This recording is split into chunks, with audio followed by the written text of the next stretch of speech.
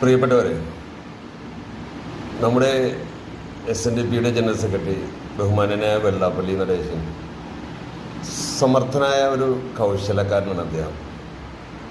അദ്ദേഹം സമർത്ഥിക്കാൻ വേണ്ടി പല ഘട്ടങ്ങളിലായി പല രീതിയിലുള്ള പ്രസ്താവനകൾ പല കാലഘട്ടങ്ങളിൽ അദ്ദേഹം നടത്തിയിട്ടുണ്ട്. മുൻകാലങ്ങളിലൊക്കെ CPIM അതിനെ അതിനിശ്ചിതമായി തന്നെ വെച്ചിട്ടുണ്ട്. സഖാവ് പിണറായി വിജയനും അതിനിശ്ചിതമായി തന്നെ വിമർശിച്ചിട്ടുണ്ട്.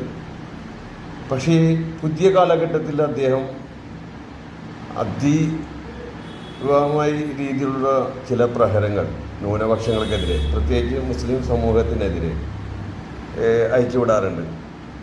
അതായത് വിവാദങ്ങളാകുമ്പോൾ അദ്ദേഹം അതിന് ന്യായീകരണം പറയുന്നത് മുസ്ലിം ലീഗിനെ എതിർക്കണേണ് എന്നുള്ള രീതിയിലാണ് അദ്ദേഹം അത് പരാമർശിക്കുന്നത്. പക്ഷേ കേട്ട പൊതുവെ എല്ലാവർക്കും അത് മനസ്സിലാവും. കഴിഞ്ഞ ദിവസം അദ്ദേഹം ന്യൂനപക്ഷ ക്രിസ്തീയ സമൂഹത്തെ കൂടി ഉൾപ്പെടുത്തിക്കൊണ്ടിട്ടാണ് അദ്ദേഹം പരാമർശങ്ങൾ നടത്തുന്നത്. ഇതൊരു ടൂളാണ്. ഇതൊക്കെ നമ്മളത് യഥാർത്ഥത്തിൽ ഇത് നന്നായി അറിയാവുന്നവരാണ്. കേരളത്തിലെ പ്രബുദ്ധരായ മുസ്ലിം സമൂഹവും ക്രിസ്തീയ സമൂഹവും മതനേതാക്കന്മാരും ചില രാഷ്ട്രീയ നേതാക്കന്മാരൊക്കെ കോൺഗ്രസിൻ്റെ മുതിർന്ന നേതാക്കന്മാർക്കൊക്കെ നന്നായിട്ട് അറിയാം. പിന്നെ സംയോജിതമായ ചില ഇടപെടലുകൾ രാഷ്ട്രീയ ലാഭത്തിന് വേണ്ടി അവർ നടത്തുന്നത്രേ. അതുപോലെ തന്നെ മുസ്ലിം ലീഗിൻ്റെ നേതാക്കന്മാരായ PK കുഞ്ഞാലിക്കുട്ടി സാഹിബിനെ പോലുള്ളവരൊക്കെ നന്നായിട്ട് അറിയാം ഇദ്ദേഹം കൗശലക്കാരനാണെന്നും എന്താണ് ഇതിൻ്റെ പിന്നിലുള്ള ഉദ്ദേശമെന്നൊക്കെ നന്നായിട്ട് അറിയാവുന്നവരാണ് എല്ലാവരും. ജമാഅത്ത് ഇസ്ലാമിക്കും നന്നായിട്ട് അറിയാം. പക്ഷേ അവർക്ക് ഇതൊരു ആയുധമാണ്. ഇതെല്ലാം നിങ്ങളൊന്ന് ശ്രദ്ധിച്ചിട്ടുണ്ടോ? ഇത്തരം പ്രസ്താവനകൾ ഇറക്കുന്ന സമയങ്ങളിലെല്ലാം RSSും BJP ഒക്കെ നിശബ്ദരാണ്. എന്താണ് അവരുദ്ദേശിക്കുന്നതെന്നും വെള്ളാപ്പള്ളി എന്താ ഉദ്ദേശിക്കുന്നതെന്നും ഭയങ്കര വ്യക്തമാണ് ഈ കാര്യങ്ങളിൽ. നിരന്തരമായി ന്യൂനപക്ഷ വിദ്വേഷങ്ങൾ ഇങ്ങനെ പരാമർശിച്ച് ഇപ്പുറത്തുള്ളവരെ പ്രകോപനങ്ങൾക്ക് വിധേയമാക്കി എന്തെങ്കിലും രീതിയിലുള്ളൊരു ചെറിയ കലാപങ്ങൾ ഉണ്ടാക്കുക ഒന്ന്. രണ്ടാമത് രാഷ്ട്രീയ നേതാക്കന്മാർ, പ്രത്യേകിച്ച് CPIMൻ്റെ മുതിർന്ന നേതാക്കന്മാരും CPIM നേതൃത്വവും ഇദ്ദേഹത്തിനെതിരെ വിദ്വേഷമായിട്ടല്ലെങ്കിൽ ഏതെങ്കിലും പരാമർശങ്ങൾ നടത്തുകയോ അല്ലെങ്കിൽ മറ്റ് നിയമ നടപടികൾ സ്വീകരിക്കുകയോ ഒക്കെ വേണം. ഇതാണ് ഇവരുടെ ടാർഗറ്റ്. ഇങ്ങനെ സംഭവിക്കണം. ഇങ്ങനെ സംഭവിക്കുമ്പോൾ അപ്പുറത്ത് RSS, നിശബ്ദരായിരിക്കുന്ന RSSും BJPയും നാരങ്ങ വെള്ളവും ഷോളും ഒക്കെ എടുത്ത് അവർ കരുതിയിരിക്കുന്നതാണ് സ്വീകരിക്കാൻ വേണ്ടി.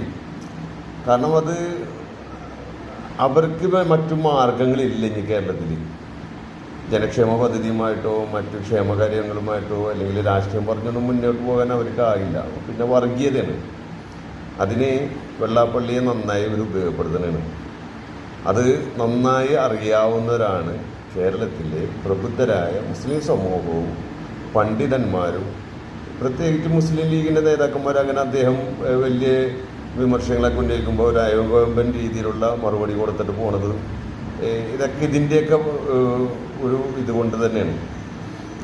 ഇദ്ദേഹത്തിൻ്റെ ഉദ്ദേശ ലക്ഷ്യങ്ങൾ കൃത്യമായി തിരിച്ചറിയാവുന്നത് കൊണ്ടാണ്. അപ്പോൾ അത്തരം രീതിയിൽ തന്നെ ആ നിലപാട് സ്വീകരിച്ച് ഇനിയും മുന്നോട്ട് പോകുക തന്നെ ചെയ്യും.